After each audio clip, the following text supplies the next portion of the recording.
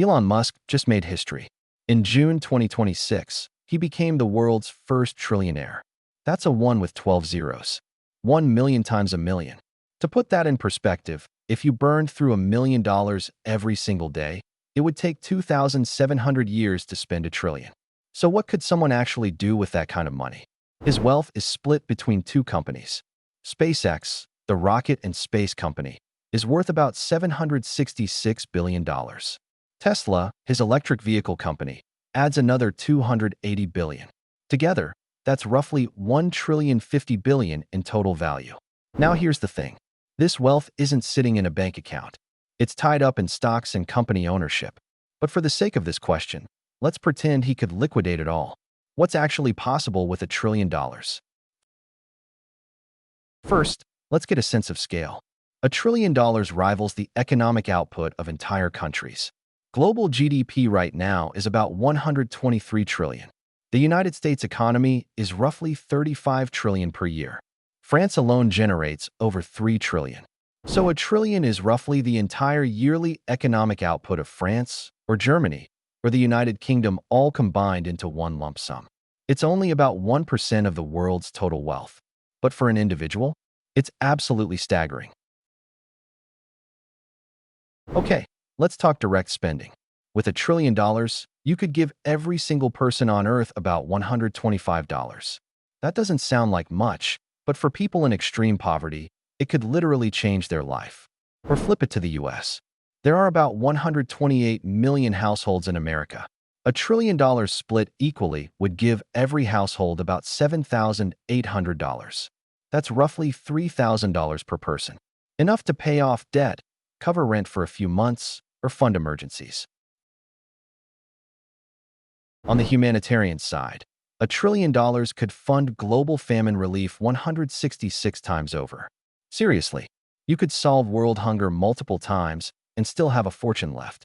You could provide clean water to everyone on Earth for the next 20 years. You could rebuild Gaza 14 times. Think about that. Entire infrastructure, housing, schools, hospitals, 14 times over. And you'd still have hundreds of billions left. Climate change is one of the biggest challenges facing humanity. The Paris Climate Agreement alone will cost over $12 trillion between now and 2030. But with $1 trillion, you could fund massive renewable energy projects, reforestation efforts, and green infrastructure across multiple continents. You could plant trees on a scale never before attempted, build solar farms across entire regions, fund the transition away from fossil fuels in developing countries. It wouldn't solve climate change alone, but it'd be a massive head start. Education is another avenue. With $1 trillion, you could put 8.33 million people through 4 years of private college. That's more than the entire population of New York City with full degrees. You could fund universal preschool for every 3- and 4-year-old in America for years. You could massively expand cancer research funding, diabetes treatment programs, immunization campaigns across Africa and Asia, medical breakthroughs that could save millions of lives. Basic science research could leap forward. Particle physics, astronomy, quantum computing, fusion energy. The kind of fundamental research that usually requires decades of government funding could be accelerated with private capital. Infrastructure projects. With $1 trillion, you could build roughly 100 major global airports. You could construct thousands of smaller infrastructure projects across the developing world. Bridges, highways, rail systems, power plants. In real estate terms, $1 trillion would let you buy every single home in a major US city like Chicago and still have hundreds of billions left over. You could buy over 2 million average American homes. Now, Elon already runs the most ambitious space company on Earth. With $1 trillion, SpaceX's long-term Mars plans become way more achievable. Right now, SpaceX charges $100 million per metric ton to deliver cargo to Mars. Building a self-sustaining city on Mars would require about 1 million tons of equipment transported to the surface. Historically, that would cost over $1,000 trillion. But with cost reductions and reusable rockets, $1 trillion could fund the initial infrastructure, the habitats, the power systems, the water extraction facilities. You could fund a global satellite internet network, quantum computer research, AI safety initiatives, advanced materials science. Push the boundaries of what humans can do technologically. Want to go silly with it? You could buy every sports franchise in the world. The entire NFL, NBA, MLB, and NHL. You'd still have about $955 billion left. You could build a fleet of 10 luxury cruise ships, private jets, and helicopters. You could own a chain of private islands with research labs, vacation villas, and marinas. Buy stakes in every major tech company. The White House isn't even technically for sale, but with $1 trillion, you could make a historic offer. You could spend $54 million every single day for the next 50 years and still have money left. The wealth is almost incomprehensible. But here's what's important to understand. Having $1 trillion in net worth and having $1 trillion in liquid cash are completely different things. Elon's wealth is almost entirely in stock. To actually spend $1 trillion, he'd have to sell his companies. And selling SpaceX or Tesla would lose him operational control. That's why billionaires and trillionaires typically use their wealth differently. They borrow against their assets at low interest rates, giving them spending power without selling. They make strategic investments, acquire companies, fund their own projects, shape industries. For Elon specifically, that means advancing SpaceX's Mars plans, scaling Tesla production, developing artificial intelligence, expanding his other ventures. The wealth gives him leverage and control, which matters more to him than spending. Here's what $1 trillion really shows us. In pure mathematical terms, it could solve a lot of human problems. Hunger, disease, climate change, education, infrastructure. The resources exist. What it really illustrates is that wealth concentration at this scale raises real questions. Should one person have this much control over capital, over technology, over the future? What responsibilities come with it? How do we balance individual innovation with collective good? Elon argues his wealth enables innovation. SpaceX wouldn't exist without his capital. Tesla accelerated the electric vehicle transition. XAI is developing artificial intelligence. His money funds audacious bets on technology that most people consider impossible. Critics argue the same capital managed publicly could have addressed multiple crises simultaneously. $1 trillion flowing into education, climate, healthcare, and poverty reduction globally might have bigger impact than a few moonshot projects. The truth is both things are probably true. Having that much wealth concentrated does raise inequality questions. And private innovation does drive some of our biggest leaps forward. These aren't simple trade-offs. $1 trillion is almost impossible to mentally grasp. It's bigger than the annual economic output of entire nations. It could fund answers to some of humanity's biggest challenges. But it's also a concentrated tool of power in the hands of one person. Elon Musk becoming a trillionaire says something about where we are as a civilization, what we value, how we distribute resources, and what we think is actually possible. The future will tell us whether he spends it on missions to Mars, whether he redirects it toward Earth's challenges, or something we haven't even imagined yet. For now, $1 trillion remains mostly theoretical. It's wealth in stock certificates and company valuations. But the question it raises is very real. When one person can theoretically solve world hunger and poverty or fund a city on another planet, what does that mean for how power works on Earth? But let's actually do the math. What does $1 trillion even look like? If you spent $1 million every single day without stopping, no weekends, no holidays, it would take you nearly 3,000 years to run through $1 trillion. Most people will never earn $1 million in their lifetime. Musk just became the first person ever to be worth that much. To put that in perspective, $1 trillion is bigger than the entire economy of most countries. It rivals the yearly GDP of Germany, the fourth largest economy on Earth. A single person now holds wealth that would take a major industrial nation a full year to create.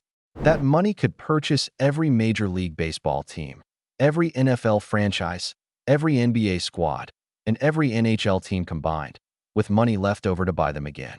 He could own professional sports in America multiple times over. With $1 trillion, Musk could purchase 8,000 Boeing 737 passenger jets. Think about that. He could build a global airline from scratch, outfit it with thousands of planes, and still have most of the money sitting in the bank. He could build 2,000 superyachts the size of Jeff Bezos's yacht. Not rent them, not charter them, own them. 2,000 superyachts, each one costing $500 million, each one a floating palace for the ultra-wealthy. Or skip yachts. He could buy 465 of the Icon of the Seas, the world's largest cruise ships. That's roughly the same number of ships in the entire active U.S. Navy. A single person could theoretically command a navy as large as America's. But ships and planes are just toys. Let's talk about real power. $1 trillion is equivalent to about 2 months of the entire U.S. federal government spending. 2 months of roads, schools, defense, social security, Medicare, every agency, every program, everything. That's not theoretical. That's real economic output that a government has to manage, negotiate, and budget across the year. A single individual now holds the equivalent of what the U.S. government spends in 60 days. Just like that. A human Mars mission costs about $500 billion when you account for all the development, hardware, infrastructure. So Elon could theoretically fund 2 complete human Mars missions with his $1 trillion. He could send humans to Mars twice and still be a billionaire. He could fund the entire Artemis moon program, which costs about $93 billion, 10 times over. 10 moon programs, backup moon programs, experimental moon programs, all of it from his wallet. Here's what makes that wild. The Artemis program is supposed to put humans back on the moon, establish a long-term presence, and eventually use the moon as a stepping stone for Mars. It's literally humanity's roadmap to becoming a space-faring civilization. And one person has enough money to fund the whole thing 10 times. He could buy Walmart, Costco, JP Morgan Chase. He could acquire some of the biggest, most valuable companies in the world, multiple at once. He could consolidate them into a single mega corporation and still have hundreds of billions left. He could fund a year of U.S. defense spending. The Pentagon, nuclear submarines, fighter jets, bases worldwide, all of it. That's $1 trillion. One person. The military power that the entire defense establishment spends in 12 months, he could write a check for. Now, Musk can't just liquidate all his wealth. Most of it is locked in company stock. If he tried to sell it all at once, the stock price would tank and the value would evaporate. Billionaires don't have $1 trillion in cash sitting somewhere. It's trapped in the companies they own. But that's a technical limitation, not a real one. The trillion is real. The power is real. If Elon could find a buyer for Tesla and SpaceX at market value, he would legally own $1 trillion. It would all be liquid. He could do all the things we just talked about. So what could he actually do with $1 trillion? What would make sense? Well, some economists think the most interesting move is not to spend it all at once, but to use it as a leverage point for something bigger. With $1 trillion, you could basically guarantee a loan for anything. Banks would back almost any project if you posted $1 trillion as collateral.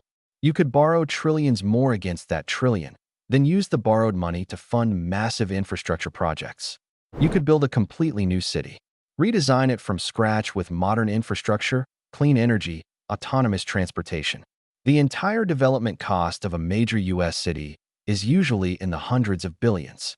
$1 trillion could build multiple cities. Or pivot to science. $1 trillion could fund decades of fundamental research into fusion energy, quantum computing, gene therapy, climate solutions. The annual U.S. research and development budget across all agencies combined is about $130 billion. $1 trillion could fund 10 years of American scientific innovation. You could eradicate certain diseases. Malaria kills hundreds of thousands annually. A comprehensive global eradication program with all the infrastructure, personnel, and logistics might cost tens of billions.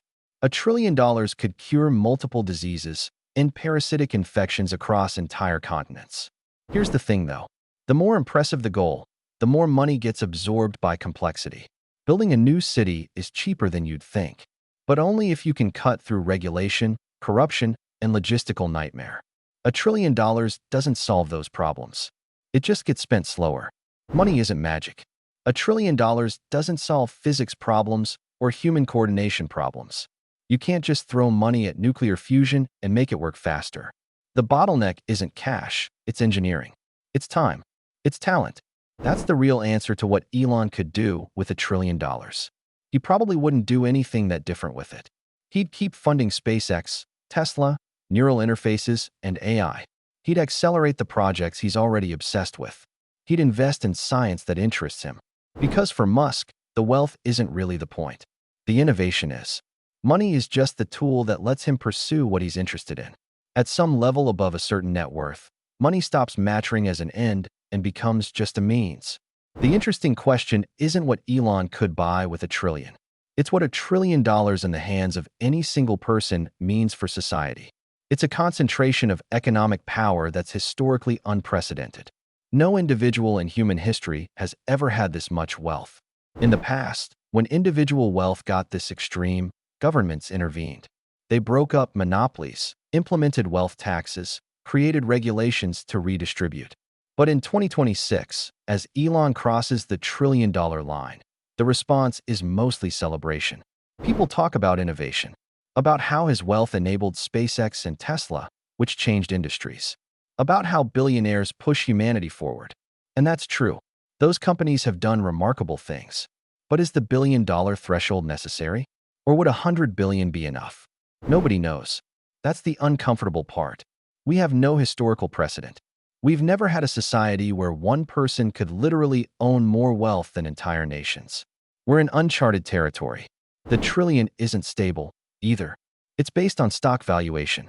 If Tesla drops 30%, or SpaceX faces regulatory problems, that trillion could become 800 billion in months. Wealth at this scale is fragile. It's also volatile. So when someone asks, what could Elon do with $1 trillion? The honest answer is complex. He could do almost anything. But most of what matters happens at the billion-dollar level. You need maybe 50 billion to change a major industry. You need 100 billion to fund generational research. Beyond that, it's mostly scale. The real impact of the trillion is symbolic. It's a statement about how capitalism works in 2026. It says that one person, through company ownership, can accumulate wealth faster than most nations create it. It says that innovation and market dominance are massively rewarded. It says inequality has reached a new extreme. And it raises hard questions. If one person can accumulate this much wealth, what does that say about our economic system? Is it working as intended? Is it working well? Those are questions that economists, policymakers, and voters are going to have to wrestle with. Elon Musk's $1 trillion isn't the end of the story. It's a beginning. It's a marker. In 20 years, there might be multiple trillionaires. In 50 years, that wealth could look quaint compared to what the richest people on Earth possess. As technology scales, as companies grow exponentially, wealth concentration is likely to accelerate. Without policy changes, without intentional redistribution, this is probably just the beginning of an era of extreme inequality. So what could Elon do with $1 trillion? The answer is almost anything. He could reshape industries, fund moonshots, by governments. He could solve problems or create them. The money is powerful. But the real question isn't about spending. It's about what this concentration of wealth means for the rest of us. Consider Mars. Elon's actually thought hard about this. A self-sustaining city there, with the technology he's betting on, costs roughly $1 trillion. So with $1 trillion, he could literally make himself a second planet. But he'd also have nothing left. Not a dime. The ambition would consume every cent he has. Or take poverty. Economists have run the numbers. To end extreme poverty worldwide, to lift nearly 800 million people above the poverty line, costs about $318 billion a year. Just the annual cost. Not a one-time thing. Elon's trillion could fund that for 3 years. 3 years of lifting the world's poorest people out of desperation. The Pentagon budget is roughly $962 billion a year. The entire defense budget of the most powerful military on Earth. $1 trillion covers that, plus another 40 billion left over. So Elon could, in theory, fund America's entire military for a year and still have pocket change. But here's where it gets complicated. The world needs way more than $1 trillion for energy. To transition to clean energy, to actually address climate change by 2030, we need $4.5 trillion per year. Not once. Every single year for the next decade. $1 trillion is a start. It's not enough. There's a pattern here. One person's wealth, no matter how vast, starts to look small when you compare it to global problems. $1 trillion sounds infinite until you try to solve the world. Then you realize it's finite, divisible, spendable. So let's say Elon splits his trillion. He puts 300 billion into accelerating Mars, enough to build the first colonies, to get actual humans living there within a generation.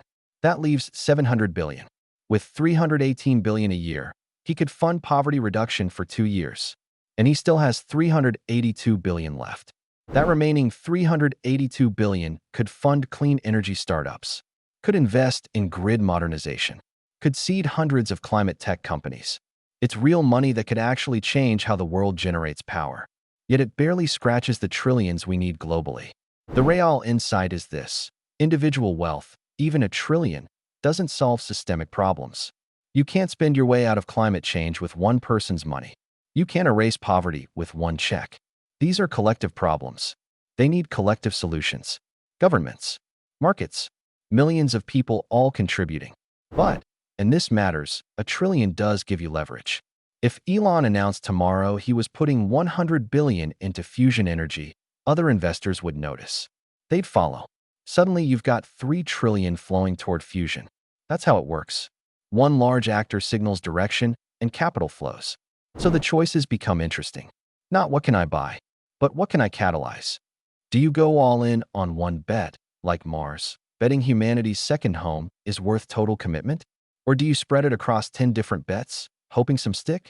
Do you fund moonshots, or do you fund immediate human need? There's no objectively right answer. A Mars colony sounds grand, but it helps maybe a few thousand people in the next 50 years. Poverty reduction helps 800 million right now. One creates history. One creates dignity. Both matter. And then there's the uncomfortable truth. Even if Elon had this trillion and spent it all on good things, it wouldn't stop other billionaires or corporations from doing harm. It wouldn't change tax policy. It wouldn't address structural inequality. Money alone can't remake society. What a trillion really reveals is scale. It's bigger than nations. It's bigger than most problems humanity faces. But it's smaller than the total scope of what we need. It's enough to matter enormously. It's not enough to matter ultimately. For Elon specifically, the money represents validation. He bet on rockets when everyone said they'd fail. He bet on electric cars when that was insane. Those bets created value. But the money itself is secondary to the vision. The trillion is real, but it's also a symbol. If he spent a trillion tomorrow, the world would change. Some lives would be better. Some technologies would leap forward. But next year, the world would still have problems. Trillions of dollars would still be needed. And he'd be broke. That's the real constraint.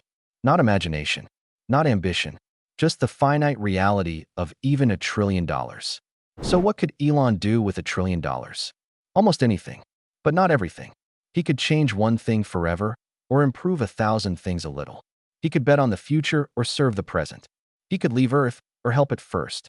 The money isn't the limit. Choices. And that's the deeper question behind all of this. In a world of finite resources, how do we decide what matters most? How do we balance dreams against needs?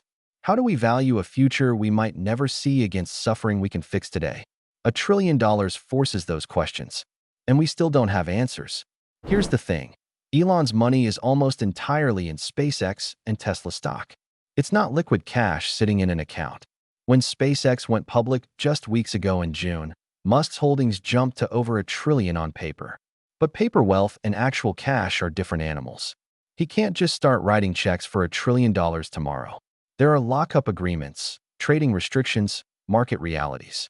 The wealth is real, but it's also constrained. But let's say he could liquidate it all, somehow.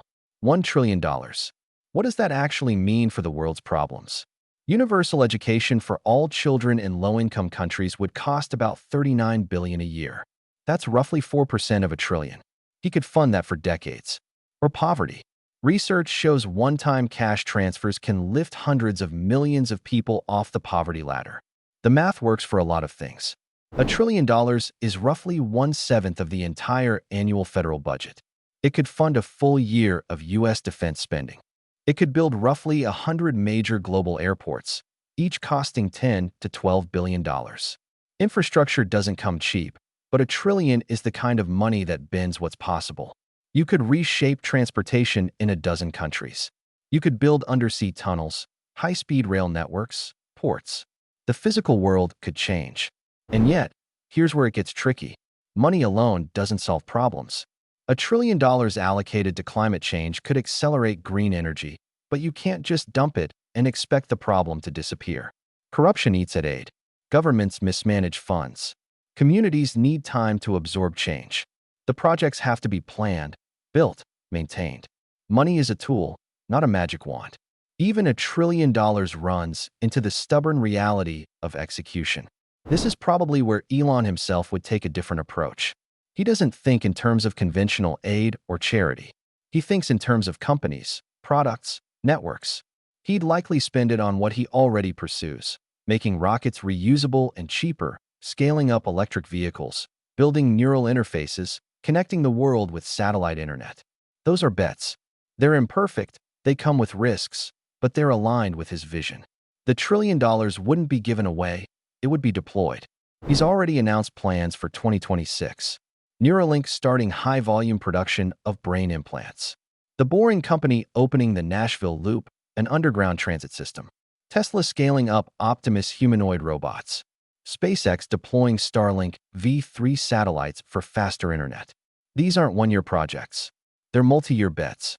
$1 trillion would turbocharge them, accelerate timelines, remove bottlenecks. But even with unlimited money, you still need engineers, supply chains, manufacturing capacity, talent. So maybe the real question isn't what could $1 trillion do, but what does Elon's position reveal about wealth inequality itself? He has more than the next four richest people combined. His wealth grew from $500 billion to over $1 trillion in about 8 months. No person earned that. It was market valuation, stock appreciation, companies he controls getting valued higher. That's not money from labor or business profit alone. It's the result of owning platforms that compound on themselves. And that's the deeper question behind it all.